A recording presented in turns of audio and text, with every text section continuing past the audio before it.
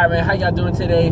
This is Dr. Spag right here at One Saints Fans Opinion. I'm actually on my way to Louisiana to see my sister graduate from LSU. What an amazing time I'm gonna have, man. I'm so happy to be headed back home. I've been living in Georgia, and you know, you get that Georgia feeling off of you. You head back to Louisiana, man. I'm excited to see the family and the folks, man. Anyway, I just want to talk some Saints, man, while I'm on my way back home. Talk about two position groups that I'm looking to see people emerge from. First off, let's just ask this question, man. What qualifies me to give my opinion? Nothing. I'm a Saints fan. You know what I mean? And I've been living in Atlanta. I've been, like, all I have is the writers. I have the Saints app. I don't really get the news everybody else gets back at home. So I just listen to my favorite writers, Larry Holder, Jeff Duncan, new guy Nick Underhill. I get to listen to those. There's also another lady, Kate Castle, I forgot her name, but she has a blue check, so she's certified. Anyway, man, I'm so happy to just give my opinion. So that's what I'm doing. I'm giving my opinion. Honestly, I love the Saints. So if you had a video where you were giving your opinion on the Saints, I'd be watching your video. You know what I mean? But you're here watching mine, and I'm so thankful for it. Anyway, let's jump in. I'm going to talk about two groups today. I'm going to talk about the quarterback position and the wide receiver position, and who do I see emerging from those two positions.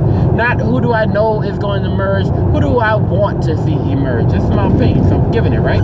So here we go. From the quarterback position, the first person I would love to see emerge from that is Garrett Grayson. Not as my starter, and I mean, don't get me wrong. Hear me out. Drew Brees is the best thing that has ever happened to the city of New Orleans since I don't know what, right? He is great. He's been an absolute godsend for our city, and I mean, granted, I know he didn't have a great year last year, but who cares? He's Drew Brees. What happened last year is he threw interceptions in key, critical moments that hurt our team. And I watched the screen and I was like, no, this is not my Drew. This is not Drew. But, I mean, it was him for that year, you know. But whatever, that year's over. We're going into this year, fall 2015. And I think Drew Brees is going to have a comeback season and actually is going to do a great job. So, anyway, man, let's move past it. Don't doubt, don't hate. It's Drew Brees. You know what I mean? Expect greatness.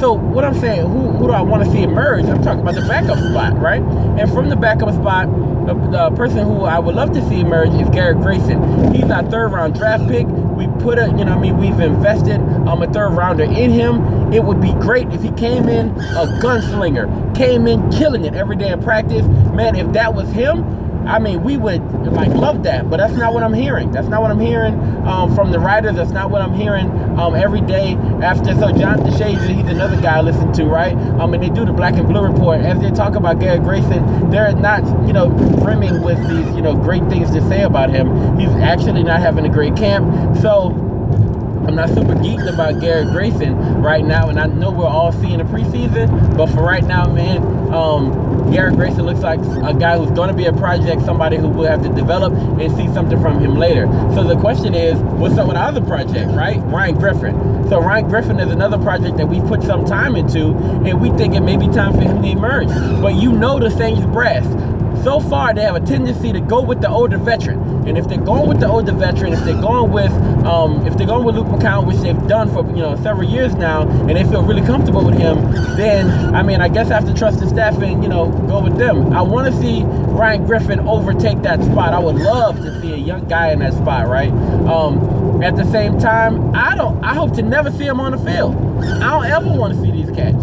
But at the same time, man, hopefully Ryan Griffin can emerge. If he does not, if he gets beat out in the preseason, I'm completely okay with Luke McCown in that position. All right, let's move on to the wide receiver position.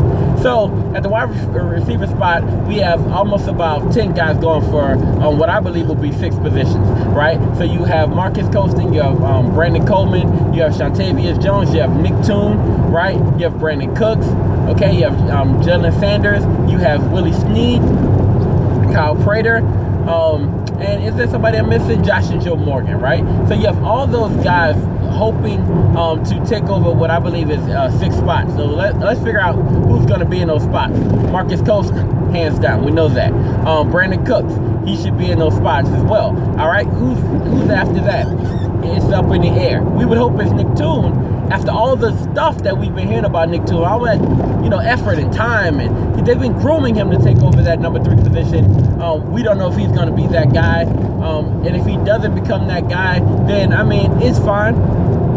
I'll see in the preseason if I get as excited about Nick Toon. There's just too many other people to get excited about right now. Case in point, Brandon Coleman. He is 6'6", right? He is catching the ball in practice like crazy. He did leave practice early with the injury the other day, so I can't wait to hear that he's back on the field. Anyway, because it would be a complete disappointment to me if nothing happens. If he gets hurt and he can't play. Either way, man, I want to see him emerge. He's that guy, and I want to see his friend Shantavius Jones emerge. Now, it would be sad to me if they've been working out all season long, and one person gets the job, and the other person is cut from the team. That would be sad for me. But whatever, man. So far, my top 4 would be Marcus Colston, Brandon Cooks, Nick Toon, and Brandon Coleman. In that 5th spot, I want to see Joe Morgan. Now, I know I'm talking loud, but whatever, man. I like Joe Morgan. He's supposed to be fast. He's supposed to be a guy who's been stretching the field. We've been hoping and praying that one day he comes out and he kills it. But who knows if he's going to do that, if he's going to be that guy. I want to see Joe Morgan emerge. I hope this preseason is a shining moment for him. I think he can be, it would be a story to me if he came out and he became something like a Randall Cobb from the Packers, right? However, he may not be that, so we don't know. So anyway, I hope that he emerges. So actually, I want to see him in my 5th spot, right? So in the 6th spot, this is where it comes down to, right? So is it going to be Willie Snead, who I've been hearing has been making a lot of plays in practice, right? But Sean Payton just said today that guy doesn't have top end speed, and you know how much I love speed. So if it's not him, then I would rather, so let's say it's not him. Let's say maybe it's Kyle Prater. Kyle Prater could be in that spot. I don't know. He's another big-bodied guy, and I don't know what his top end speed looks like, and I haven't been hearing a lot about him in practice.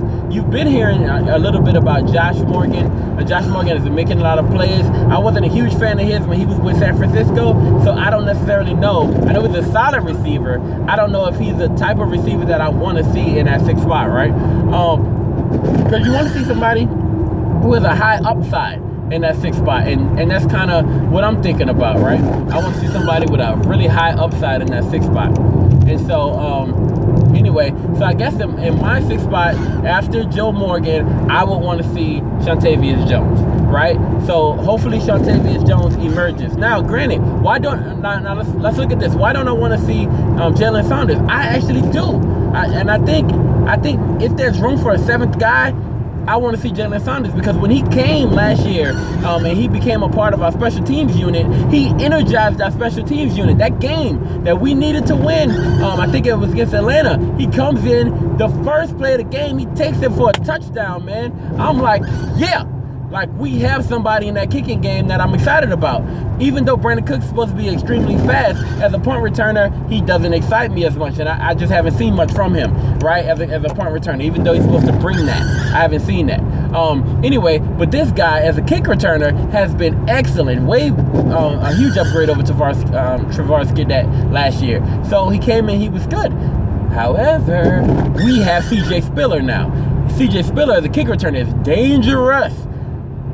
Do I want him to be that? I actually want him to focus on being a really good running back. And I want to focus on him being a satellite guy and challenging defenses from that point. And he's an injury guy. I don't want him to get injured. So if I could decrease his chances of getting injured by taking him off of special teams and putting in the Jalen Saunders there, then I would love that. So if there's a 7th guy, then Jalen Saunders, because of what he offers, right, that would be great. Now, what does that mean? That means some people don't get jobs. The people who don't get jobs is Kyle Prater, Josh Morgan doesn't get a job, Willie Snead doesn't get a job, and that kind of sucks. It sucks a little bit. But at the same time, there's only so many spots, and I actually, what this is going to come down to, and so watch me.